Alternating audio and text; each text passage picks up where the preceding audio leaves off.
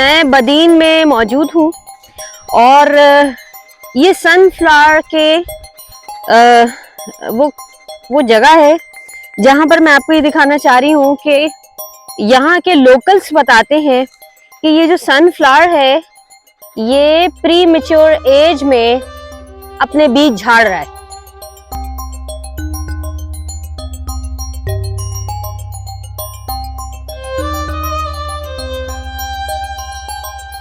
यानी हमारे पास पानी की सिर्फ किल्लत की वजह से यहाँ की जो क्रॉप है वो अच्छी नहीं हो पा रही।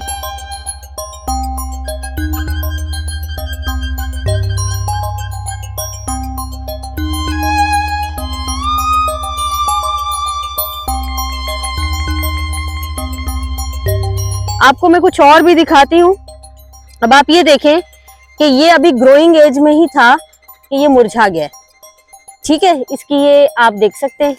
इसके अलावा एक ये भी इसी तरह का एक फूल है, ये देखें सनफ्लावर के इसमें बीज होते हैं।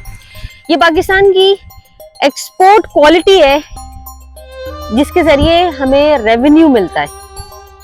लेकिन यहाँ के लोग बताते हैं, जो लोकल्स हैं वो ये बता रहे हैं पानी नहीं है। पानी की कमी की वजह से ये जो जमीनें आपको नजर आ रही हैं ये इस वक्त प्री मैच्योर एज में आकर जो इनको अच्छी फसल देनी चाहिए वो नहीं मिल रही है। तो सूरत हाल ऐसी है कि आने वाले दिनों में ना सिर्फ एक्सपोर्ट क्वालिटी ख़राब होगी बल्कि ग़ज़ाई किल्लत भी शदीद पैदा होगी। मैं जब अभी आई हूँ यहाँ से तो मैंने बहुत सारी ज़मीनें यहाँ बंजर देखी हैं।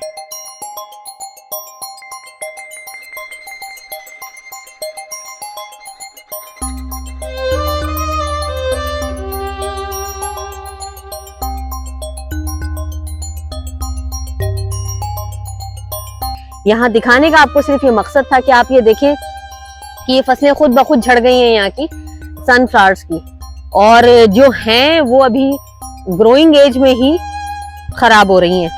चलें फिर देखते हैं कि लोकल्स जो हैं वो हमें मजीद क्या कुछ बदीन डिस्ट्रिक्ट में पानी की सूरत हाल के हवाले से बताते हैं।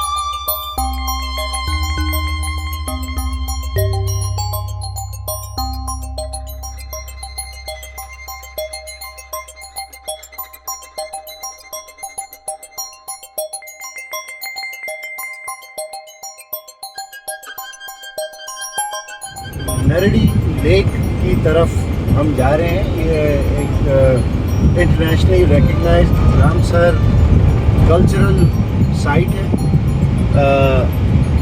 बड़ी बदकिस्मती है कि मीठे पानी की मुसलसल फराहमी ना होने की वजह से ये टाइडल लिंक एरिया हो गया है जो पहले नहीं होता था। अब ये समंदर की इंक्रोचमेंट की वजह से भी ये जो पहले मीठे पानी का ज़ख़ीरा होता था अब ये नमकीन भी हो गया। और ये सारे इलाके जहाँ हरियाली अच्छी भली होती थी वही वो सी इंक्लूजन इफेक्ट की वजह से अब ये ऐसे आपको एक वेस्टलैंड का नज़र आ रहा है। कोई ज़माना था, मुझे खुद याद है, आज से कोई 15 साल पहले 20 साल पहले इधर ट्रकों के ट्रक निकलते थे और सी फूड डेली पकड़े जाते थे। तो ट्रक्स वो निकलते थे जो यहाँ के लोकल माहीगीर वो जाके कराची में, हैदराबाद में, मुख्तलिफ जगहों पे वो बेचते थे अपना रोज़गार।